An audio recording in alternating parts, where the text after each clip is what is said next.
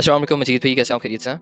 वालेकुम अस्सलाम वरहमतुल्लाह। जी अल्हम्दुलिल्लाह, अल्लाह का एहसान। आप सुनाएं। अल्लाह का करम, अल्लाह का करम। तो बताइएगा मजीद भाई, अभी आप कहाँ से लाइव हैं?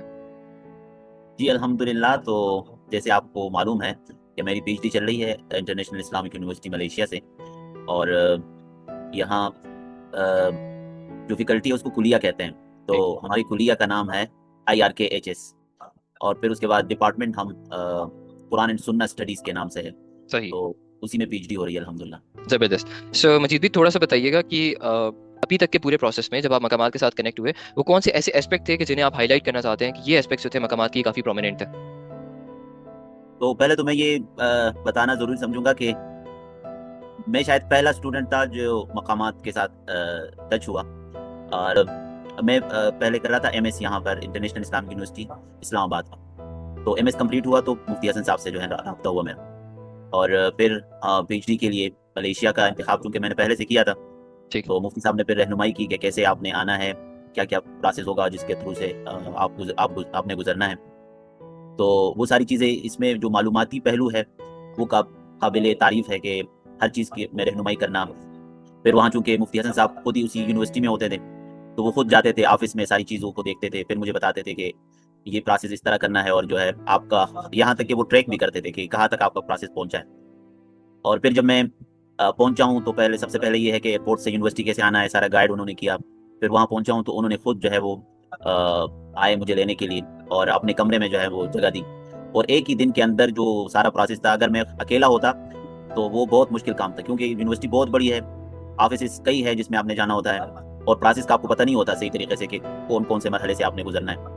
तो क्योंकि मकामात के थ्रू मुफ्ती हसन साहब का एक्सपीरियंस रहा था, तो उन्होंने जो है ना गाइड किया और एक ही दिन में जो है जो नेसेसरी प्रोसेस था वो उन्होंने कंप्लीट करवा दिया। सही।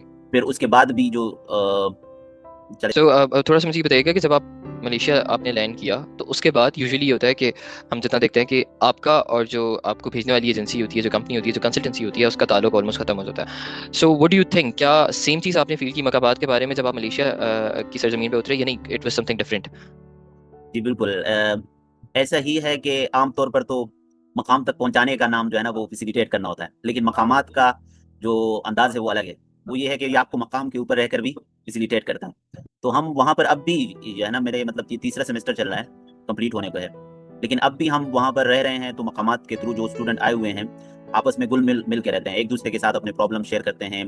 कोई मसला हो, किसी को गाइड करना हो, जिसको जितना एक्सपीरियंस है उसके मुताबिक उसको गाइड करते हैं। और आज भी मैं आपके सामने बैठा हूँ तो ये इतनी मतलब मेरी तवील सफ़र हो चुका है तकरीबन, उसके बावजूद हम कनेक्ट है और फैमिली की तरह रह रहे हैं। तो मकामात का जो अंदाज है वो बिल्कुल हटकर है दूसरे फैसिलिटेटर से। जी। और मुझे थोड़ा सा अगर आप ये बता सकें कि आपका एक मसला आया था एयरपोर्ट पे प्रॉब्ली, सो उसमें मकामात ने आपको कैसे फैसिलिटेशन दी, अगर आप कंसाइजली उस पर थोड़ा सा रोशनी डाल सकें? जी बिल्कुल, मेरा एयरपोर्ट पे मसला ये हुआ था कि मैं पहुंचा हूँ अभी पिछली मरतबा कोलमपुर एयरपोर्ट पे। तो मेरा बैग था, जो ट्रैवल बैग होता है, वो गुम हो गया। उसमें मेरा पासपोर्ट भी था, जिसकी वजह से फिर मुझे इमिग्रेशन वालों ने एंटर होने से मना कर दिया।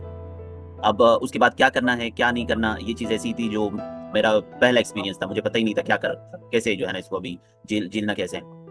तो वही हुआ कि फिर मुफ्ती हसन साहब से राब्ते में रहे। उन्होंने जो है वो यूनिवर्सिटी में थे, तो उन्होंने यूनिवर्सिटी वालों के साथ, जो हमारा डिपार्टमेंट है वहाँ पर इंटरनेशनल स्टूडेंट अफेयर्स का, उनके साथ रब्ता किया। उनके थ्रू जो है उनसे इन्फॉर्मेशन लेते रहे, मुझे गाइड करते रहे। इस तरह से जो है ना वो मुझे बर वक्त रहनुमाई मिलने की वजह से फिर ये है कि हम वहाँ पर भी, यानी कि दूसरे जो हमारे स्टूडेंट्स है, जो हमारी सोसाइटी है स्टूडेंट्स की, पाकिस्तान स्टूडेंट सोसाइटी के थ्रू, तो हम एक दूसरे के साथ कनेक्ट रहते हैं। इसे जो है ना पाकिस्तानी एम्बेसी में वहाँ से कुछ जो काम करवाने थे वो भी जो है ना जल्दी से जल्दी में करवा लिए गए।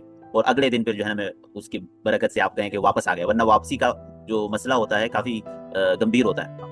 आपको समझ में नहीं आ रहा होता, इमिग्रेशन वाले ताउन नहीं कर रहे होते, क्योंकि वो सबको ऐसे ट्रीट कर रहे होते हैं जैसे कि वो डिपोर्ट वाला मसला होता है ना, तो वो कुछ आपको के साथ ताउन नहीं करते। लेकिन ये कनेक्शंस के थ्रू जो है मकामात का, फिर हमारे आपस में जो कनेक्शंस वो बिल्ड हुए हैं, तो उसकी वजह से बहुत आसानी हुई है। ज़बरदस्त। मजीद साहब, आखिरी मेरा सवाल होगा उन स्टूडेंट्स के लिए जो अभी प्लान कर रहे हैं मलेशिया जाने के लिए। सो आपका उन स्पेसिफिक स्टूडेंट्स को क्या मशवरा होगा कि जिन्होंने अभी अपनी बैचलर्स या मास्टर्स या पीएचडीज जो हैं, अभी तक वो इस कश्मकश में है कि हम जाएं या ना जाएं? So what do you think, is Malaysia a good destination for दो स्टूडेंट्स, और अगर है तो कैसे? अम, मलेशिया, अगर देखा जाए, अगर हमने फ़ारन जाना है, फ़ारन किसी ने स्टडी करनी है, तो मेरे ख्याल में मलेशिया एफोर्डेबल होने की बुनियाद पर ज़्यादा आसान और बेहतरीन ऑप्शन है। आपको जो हाई रैंकिंग यूनिवर्सिटीज़ भी मिलती है, और एकेडमिक जो क्वालिटी आपको चाहिए है बाहर जा करके, वो भी आपको मिलती है। और साथ में ये होता है कि इतनी महंगाई भी नहीं है। मतलब अगर आप फॉरेन जाने को अफोर्ड कर सकते हैं तो सबसे आसान जो ऑप्शन है वो ये है कि आप मलेशिया की यूनिवर्सिटीज़ में जाएं। फिर अगला ये है कि अगर आपको फुल स्कॉलरशिप नहीं भी मिलती यहाँ से, तो वहाँ यूनिवर्सिटीज़ के अंदर मौका ब मौका ऑफर्स आते रहते हैं स्कॉलरशिप के, तो उनमें आप अप्लाई कर सकते हैं। और इस तरह से जो है ना, आपकी जो अकेडमिक जर्नी है ये आसान होगी इंशाल्लाह, अगर आप मलेशिया आते हैं तो। जी, ज़बरदस्त। बहुत शुक्रिया मजीद भी आपके टाइम का, और इंशाल्लाह ताला आपसे हम कनेक्टेड रहेंगे, आपसे गाहे बगाहे मुलाकात होती रहेगी। एंड आई होप कि इंशाल्लाह हम आपके सून जल्द ही जो मलेशिया के ब्लॉग्स हैं वो भी देख रहे होंगे। सो बहुत शुक्रिया मजीद भी आपके टाइम का। Thank you very